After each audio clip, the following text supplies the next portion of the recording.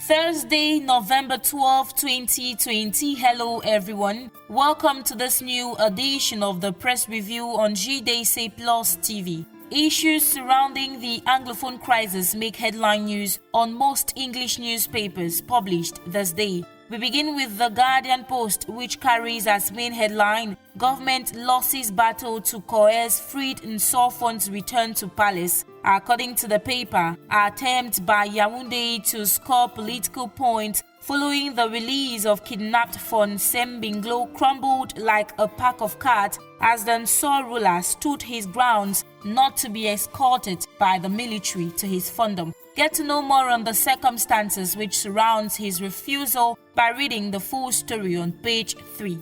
Below the story, the paper tells us that opposition leader Olivier Buea has appealed to traditional rulers to quit politics, among other things, as a step towards rearranging Cameroon. The story says he shared his opinion in relation to the complex challenges facing Cameroon Tuesday, November 10, during a press conference in Yaoundé. For more insights on Olivier Buea's position, read page 3 of today's edition of the Guardian Post. From the Guardian Post, we take the Voice Weekender, which asks the question to know whether mentioning the Anglophone crisis at the third and last parliamentary session of the year, which opens this Thursday, will still be a taboo and known for his outright spoken nature. The paper asks whether politician Cabral Libi will finally break the ice. Upcoming development will surely provide an answer to this question attempted by the paper.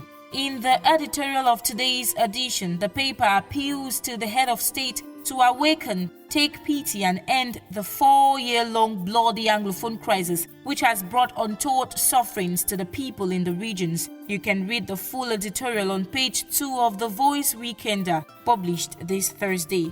Our next stop in this edition of the Press Review is with the Post Weekender. The paper comes back on the tear gassing of over 100 protesting lawyers in Douala and says that colleagues are furious over the assault. Several lawyers are reported to have sustained injuries, while some had their robes and dresses torn after a combined group of gendarmes and police fired tear gas in a courtroom in Bonanjo to disperse the protesting lawyers. Read more on these on page 2 of the Post Weekender, published this Thursday.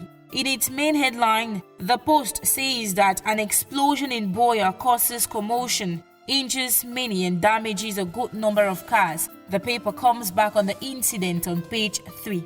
And to end this edition of the Press Review on JDC TV, we take the media newspaper, which comes back on the mission of the Minister Delegate at the Presidency in charge of Defense, Joseph Bertie Asomo, in the Southwest region after a wave of violence in schools. The paper followed the minister all through his mission, as well as his visit to all victims at the Douala Military Hospital last Tuesday, and put up a piece you can read on pages 2 and 3. And that does it for what the papers had to say today. Many thanks for watching. On to our next edition.